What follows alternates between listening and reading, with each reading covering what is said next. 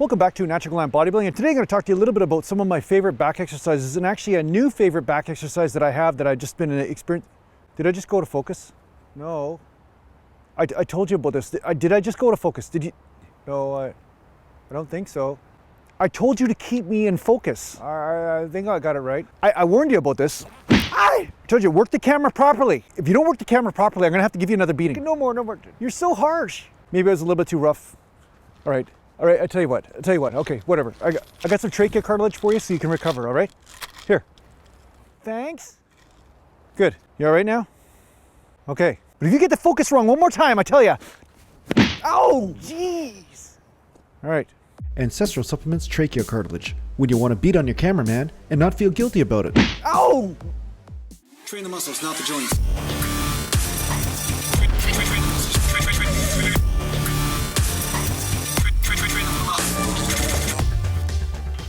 Oh, you gotta calm yourself when you're dealing with crappy staff. You always gotta remain calm. Internally, externally might be different.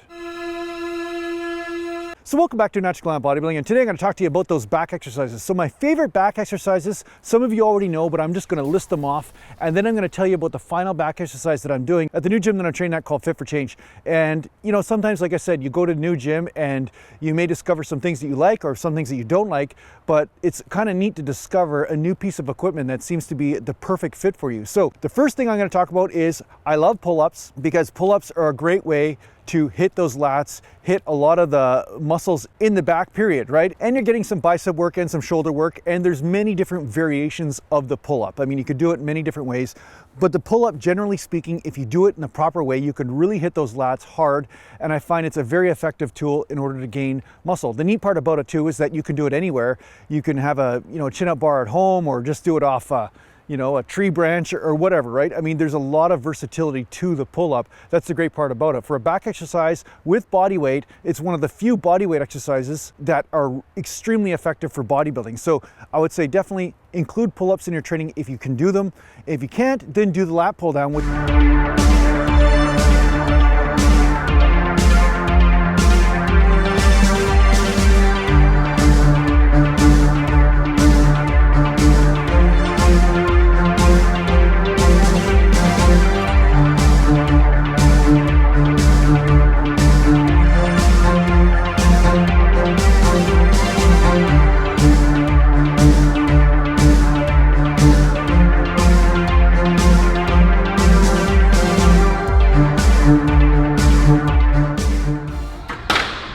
Not only can you use different bars, different positions, but the lat pull down allows you to use various amounts of weight, so you're not kind of stuck with the body weight and above. Sometimes you can use lighter weights and pull the bar and lean back and do this kind of arching sort of thing. So what I'm saying is you could basically really exploit the lat, right? So you can start pulling down like this and then lean back, not swing, but lean back and then touch your sternum with the bar or come close to the sternum. So that way it's almost like a hybrid of a lat pull down and a pull over, or like a paddling type of movement, right? I just saw a professional bodybuilder doing this, and it actually is an extremely effective movement if you want to really isolate those lats. And you don't necessarily want to do a pullover type movement, but you want to do something that's kind of something in between, right? And this can be really effective in establishing a mind-muscle connection with those lats if you have a real hard time feeling your back during pull downs. Now, my next exercise that I'm going to pick for favorite back exercises are pretty obvious, right? You see me do them all the time, but it's the bent over row. Whether it's barbell or dumbbell, I mean, they're both great varieties and they both offer different benefits. I find the retraction of the shoulder blades is even more pronounced in the dumbbell version of the bent over row. And because you can slide those dumbbells up and down the sides of the legs, you can really exploit or target the lats, right? That's the great part about it, is that you can really keep those arms back, where sometimes with the barbell row, because the bar will touch your legs, sometimes that will change or affect the movement, right? In a certain way, positively or negatively, right? So it depends on how you're built. But in the end, I find the bent over row works best for myself based on my own body dimensions when I'm at about a 45-degree angle. Now, some people say, Jason, you're not at a 45-degree angle, you're standing straight up. Well, because angles are measured on straight lines. But when I do a bent over row, I arch my back, right? So yes, this part is at a 45-degree angle, but then I'm arched. You see what I'm saying? So I'm keeping the tension on the spine to protect the spine, to protect the vertebrae and the discs in between the vertebrae. So this is why it might not look like I'm at a 45, but actually my lower back is at a 45, if not actually a little bit lower.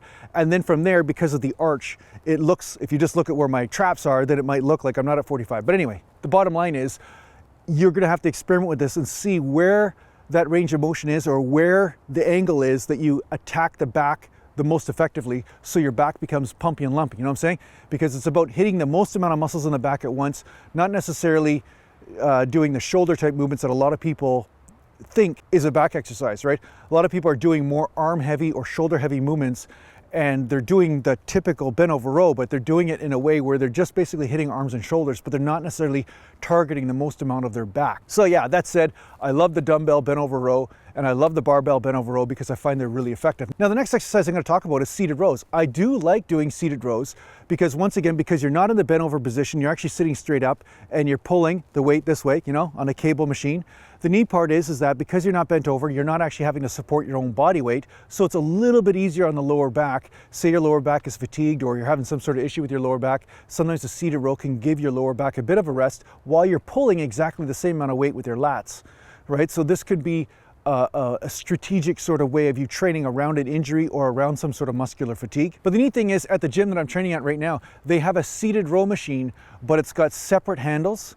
So basically you're pulling with two different lines at the same time in tandem. So basically you're not going to have like you pulling too hard with one side or the other, because basically the cables will adjust depending on how your position is. So, but the neat thing is, when you watch me do this row, you're going to see that you can actually, you can pronate or supinate your grip as you go through the motion, which is something that may influence your elbow position and your lat proprioception, right? How much activation of that lat you're getting. But I find because of the freedom of movement, you're not stuck in one plane. You can actually go wider as you come back, or narrower, or whatever.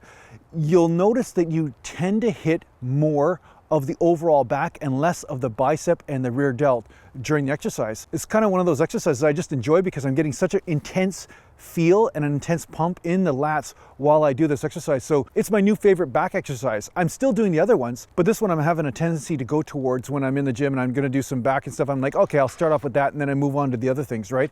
So sometimes I'll get a pump and apply the pump and stretch principle, where I'll do the pump type row and then I'll do some pull downs, or I'll do some pull-ups, right? So that way I'm getting that stretch in the lat at that point after I've gotten a big pump in the back, and therefore I'm accentuating that muscular breakdown and the stretching of the muscle fascia, which helps the back become pumpy and lumpy. Thank you. Should be obvious. So yeah, those are my favorite exercises for back. I mean, I know some of you guys are going to say, what do I think about one-arm rows? I don't mind doing one-arm rows, but I find that one-arm rows, because you're using a lot of the twisting muscles and stuff, I find it awkward, and I find that I'm concentrating more on the muscles in my spine that have to do with twisting to isometrically stabilize the shoulders and remain square to the ground than I am in the lats sometimes. So I find that kind of awkward, and I don't necessarily like that movement. And also, I like to get the movement over and done with two arms at once. Sometimes doing one arm at a time can be a good thing, but sometimes I find it just as a drain of energy, and I find that I don't get the extra amount of development from the extra drain of energy. So it's not necessarily a equal sort of trait, in my opinion, for myself. It might be different for you, but like I said, that's not really my favorite thing. And the other movement that some people like, or a lot of people like, is T-bar rows. Now I find, depending on the T-bar machine you're in, depending on the situation or the gym or whatever, because each T-bar is slightly different. Sometimes they have a platform, sometimes they don't. I find that it can be a great movement because it does force the angle of attack to go in an angle, which is basically how I teach you to do bent over rows, is to pull the bar to your waist, not to your stomach, not to your sternum, but pull the bar to your waist. Well, in essence, that's what T-bar rows teach you how to do. But if you already know how to do this, you don't necessarily need a T-bar row, although every movement is slightly different. Even if it's only slight, it can make a difference. I haven't found myself gravitating towards the T-bar row that often. I find I just go do a set of bent over rows or whatever. But I do enjoy the T-bar row once in a while just to change things up. But those are my major exercises that I use for training back. So yeah, I hope this gives you some sort of insight. Thanks a lot for watching. And if you need to get home, just go to naturalgallantbodybuilding.com. And thanks to the patron supporters, and take care for now. Mountain.